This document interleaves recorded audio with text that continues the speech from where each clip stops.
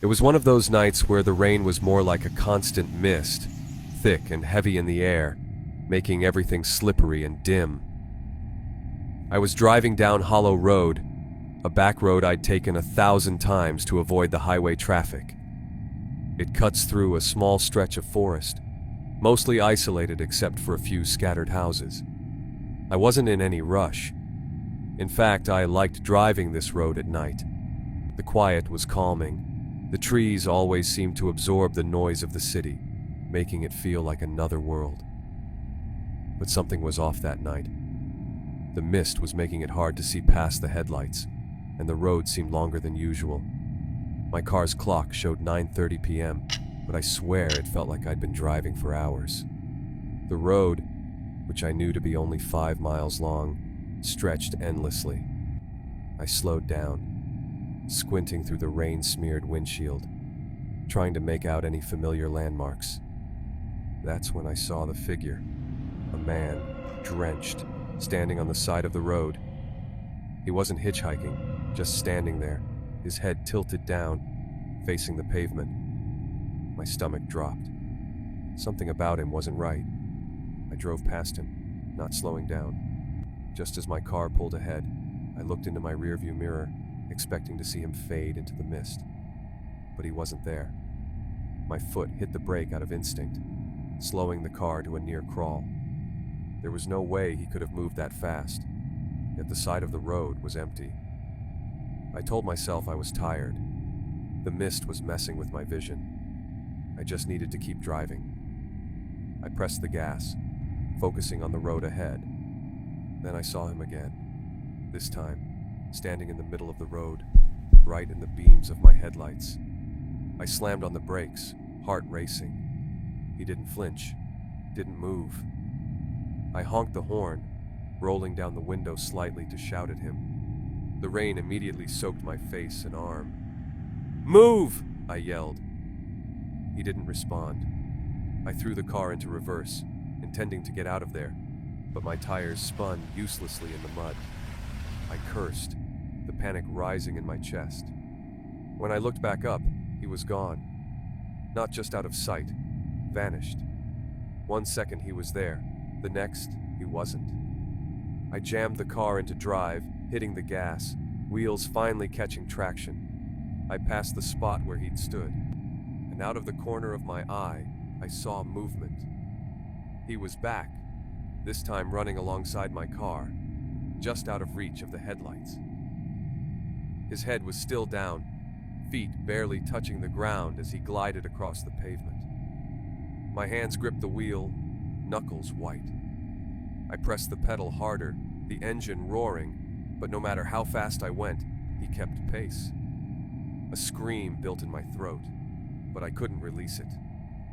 My heart pounded in time with the rhythmic thud of my tires against the road. He wasn't getting tired. He wasn't slowing down. Without warning, he veered off, disappearing into the trees as if he had never been there. My car shot out of the woods and into the outskirts of town. The rain began to lighten. My breath came in short, panicked gasps, and the clock on my dashboard blinked 10:45 p.m. How had I been on that road for so long? I pulled over, hands trembling, trying to gather myself. The road behind me was dark and still. The man, or whatever he was gone. But I knew I couldn't stay there. I had to keep driving. Hollow Road wasn't haunted, not in the traditional sense. But I swear to this day, whatever was chasing me wasn't human. It wanted something else.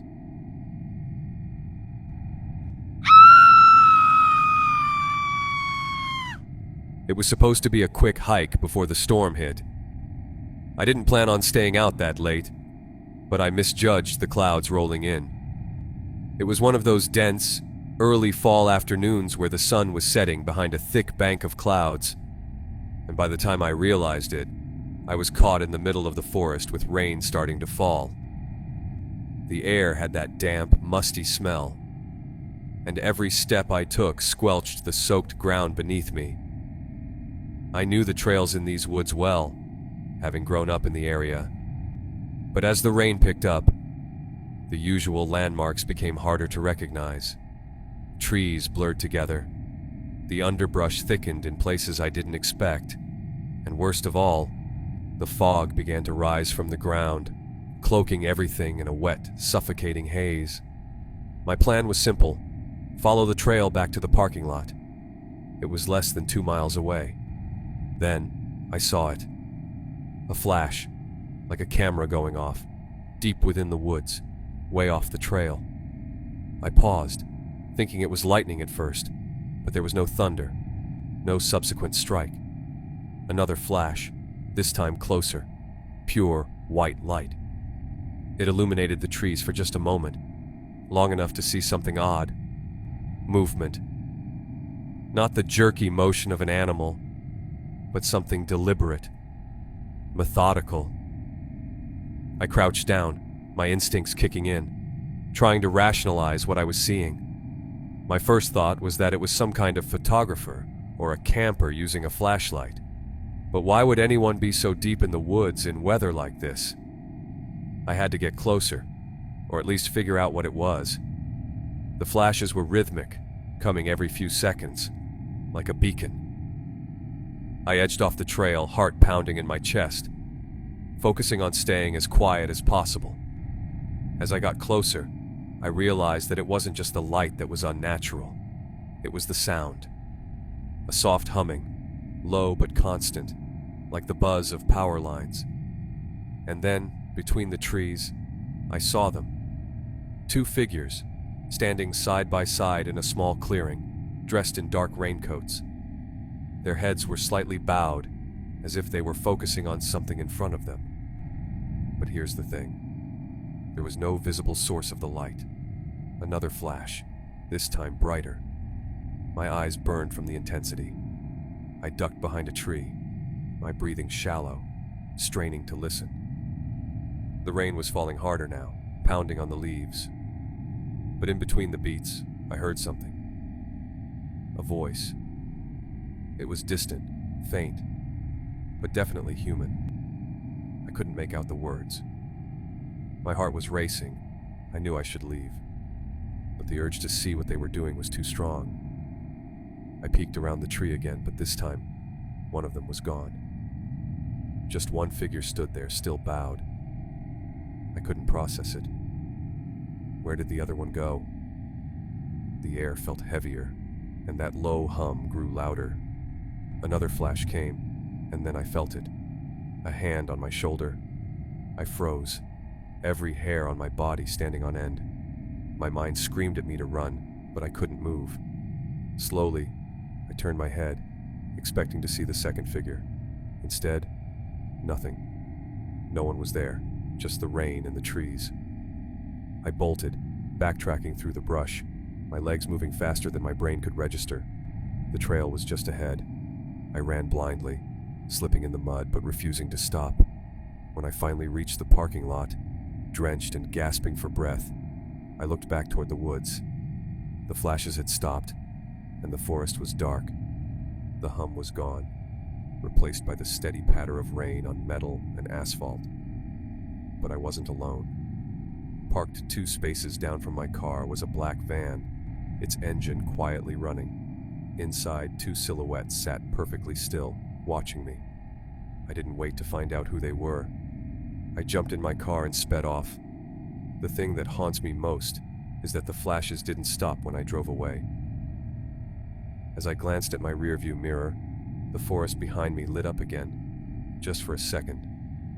Whatever it was, it hadn't left. I still can't shake the memory of that rainy night, and I wish I could forget it. It started innocuously enough. My friends and I decided to take a spontaneous trip out to a cabin in the woods. We thought it would be a fun way to escape the city for a weekend. The weather forecast had predicted rain, but we didn't think much of it.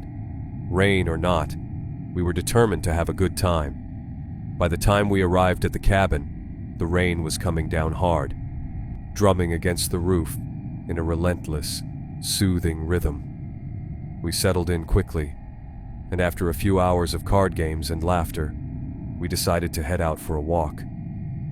The woods looked eerily beautiful in the rain, the trees cloaked in mist and shadows.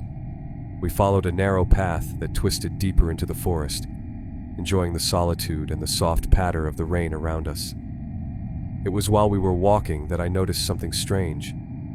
The sound of our footsteps seemed to be echoing in an odd way, almost as if someone else was walking with us. I turned around several times, but the path behind us was always empty. I shrugged it off, thinking it was just my imagination. My friends didn't seem to notice anything unusual. As we ventured deeper into the woods, the rain intensified, turning the path into a muddy mess. We decided to turn back before it got too dark, but as we retraced our steps, the rain seemed to grow heavier and the forest more oppressive. The once familiar path now felt foreign and tangled. My phone had no signal, and the flashlight we had was barely cutting through the darkness. We stumbled upon what looked like a clearing, and there, illuminated by a brief break in the clouds, we saw something disturbing. In the middle of the clearing was a small, dilapidated shack. It looked abandoned, its wooden walls warped and covered in moss. We hesitated but decided to investigate, thinking it might be a good place to take shelter from the storm. As we approached the shack, the door creaked open on its own. We exchanged uneasy glances but went inside. The interior was even more unsettling. Old furniture covered in dust, broken glass scattered on the floor, and a faint smell of mildew in the air. We decided to wait out the worst of the storm there. That's when the feeling of being watched began to settle over me. Every now and then, we heard noises from outside, branches snapping, footsteps crunching through the leaves. We'd open the door to check, but the clearing was always empty. As the night wore on, the noises grew closer, more insistent, and the sense of dread became unbearable. Around midnight, we finally decided to leave the shack and head back to the cabin. We retraced our steps carefully, but the woods seemed different now.